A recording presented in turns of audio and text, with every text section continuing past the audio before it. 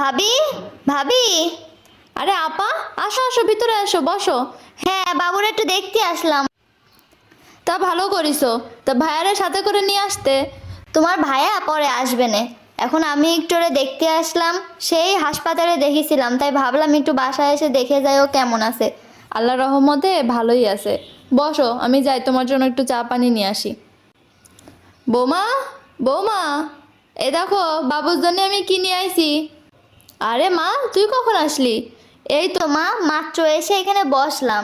ভাবি আমার জন্য একটু চাটা নিয়ে আসতে গেল, ভালোই হয়েছে। আমারও মাথাটা খুব ব্যথা করতেছে, তো বাবুরা একটু দেখতে আসলাম।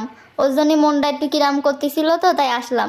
তা ভালো করেছিস, বস, একসাথে বসে গল্প করবানে। বলছি মা, ওর নানি বাড়িতে দেখতে দেখতে আসেনি? আইছিল, দুটো সেট জামা নিয়ে দেখতে আইছিল। তো তোমার হাতে কি ওটা? আরে ওই যে তাগি আছে না, বাবুদের তাগি দিতে হয় মাজায়, তা না হলে নজর লাগে। এই জন্যে আর কি ওই হুজুরের কাছে একটু পড়ায় নিয়ে এসে তাই দিচ্ছি। ও, তা ভালো করিস। আর বলিস না, ওর নানি বাড়ির থেকে আইছিল, ওর নানা নানি আইছিল, ওর খালার আইছিল, আইসে কয়টা মিষ্টি নিয়ে আইলো, আর ওর জন্যই কয়টা জামা কাপড় নিয়ে আইলো। শোনা জিনিস তো কিছুই দেইনি। না বাচ্চাটা হওয়ার আগে ওরা কোনো খরচ করিছে, না বাচ্চাটা হওয়ার পরে ওরা কিছু দিলে, কিছুই তো দিলে না। মানুষের নানি বাড়ির থেকে বাচ্চা কাচ্চা হলি সোনা গয়না আংটি কত কিছু দেয়, তা দেখ এর বাড়িতে কিছুই পাইলাম না। যাই হোক, এসব কথা বাদ দে, না এবার এসে শুনে ফেলবে না। এই নাও আপা, চা খেয়ে নাও। আচ্ছা ঠিক আছে, তুমি বাবুরে নিয়ে এখানে রেস্ট করো, আমি বাইরে যাচ্ছি। আচ্ছা ঠিক আছে। এই কি ব্যাপার, তোমার মনটা খারাপ নাকি? মুখটা গোমড়া করে বসে আছো, কি হয়েছে? না কিছু হয়নি, এমনিই ভাল লাগছে না। দেখলাম বাইরে বড় আপু আইছে, সে কিছু কইছে নাকি আবার? না মা কিছু কইছে, বলো দিন। না। না কিছু না, বাবুর নানি বাড়ির থেকে তো তেমন কিছু দিতে পারেনি, তাই আর কি সবার মন খারাপ। কেন, কি দেবে নানু বাড়ির থেকে? সবার নানি বাড়ির থেকে সোনা গয়না দেয়, আমার বাবার বাড়ির থেকে তো কিছুই দিতে পারিনি, তার জন্যে আর কি। থাক, তোমারও তো সব চিন্তা করতে হবে না। আমার ছেলেরে কারোর কিচ্ছু দিতে হবে না, আমার ছেলের মানুষ করার জন্য আমি আছি, তাহলে তোর কারোর দরকার নেই। তুমি এইসব নিয়ে একদমই চিন্তা করো না, তুমি রিল্যাক্সে থাকো, বাবুকে দেখাশোনা করো। কে কি বললো অত কানে দিতে হবে না, আমার ছেলের চিন্তা আমি করব। আরে শেফালি যে কই যাচ্ছ? আরে আমার তো নাতিন হয়েছে, তাই তারে দেখতেও নানি বাড়িতে লোকজন আইছে, তো তাই একটু বাইরের থেকে কিছু নাস্তা পানি নিয়ে আসতে যাচ্ছি। ও হ্যাঁ, আমারও তো নাতি হয়েছে। তা ওর নানি বাড়িতে দেখতে আসেনি? আইছিল, এসে দেখে চলে গেছে। তা বলছি তোর নাতিন রে ওর নানি বাড়ির থেকে কি কি দেছে রে?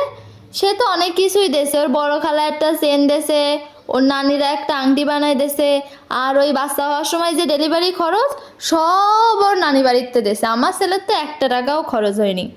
কপাল গুনে একটা বউ পাইছিস। আর আমার বাড়ির বউটা কি আর বলবো, না ওর ডেলিভারির আগের বাপের বাড়ির থেকে কোনো খরচ করেছে, সব আমার ছেলের পরে। বাচ্চা হওয়ার পরে তো সোনার মুখই চোখে দেখলাম না এখন পর্যন্ত। আম্মা, আজ কয়েকটা দিন ধরে দেখতেছি আপনারা আমার বাপের বাড়ি নিয়ে উল্টাপাল্টা কথা বলতেছেন। আপনি, আপনার মেয়ে, কেন মা? আর আমার সন্তানের খরচ করা, আমার খরচ করা, এটা তো আপনার ছেলের দায়িত্ব কর্তব্যের মধ্যে পড়ে। আমি তার স্ত্রী, সে আমার পিছনে খরচ করবে না? এটা তার সন্তান, তার সন্তানের পিছনে সে খরচ করবে না? আপনারা মানুষের কাছে শুনতেছেন যে তাদের বউয়ের বাপের বাড়ি থেকে কি দেছে, আবার আমার বাপের বাড়ি থেকে কিছু দেয়নি কেন, এইসব নিয়ে আপনারা উল্টাপাল্টা কম্পেয়ার করতেছেন। শোনেন মা, আপনারা কি দিয়েছেন আমার ছেলেটাকে? বলেন, আপনারা যে এত বড় বড় কথা বলতেছেন, আপনারা কি আমার ছেলেরা একটা সোনা দিয়ে মুখ দেখেছেন? না আপনি না আপনার মেয়ে। আপনার মেয়ে তো আইসে, আসার সময় দুটো জামা নিয়ে চলে আসছে, কেন? তার ফুপু হিসেবে, তার বড় ফুপু হিসেবে তার কোনো দায়িত্ব নেই? সে তো পারতো একটা সোনার কোনো জিনিস দিয়ে আমার ছেলের মুখটা দেখতি। সে কি দেখেছে? না আপনি দেখেছেন। আপনি তো কি, সোনা তো দূরেই থাক, একটা সুতো নিয়ে এসে আপনার ছেলের মাজায় দিয়ে দিয়েছেন। কি তাগি নজরে আসছেন? আসলে কি মা, আপনারা আগে নিজেদের চিন্তাটা করবেন, তারপরে আমারে বলতে আসবেন। আপনারা আমার বাপের বাড়ি সম্পর্কে সব কিছু জেনে শুনে উল্টাপাল্টা কথা বলতেছেন।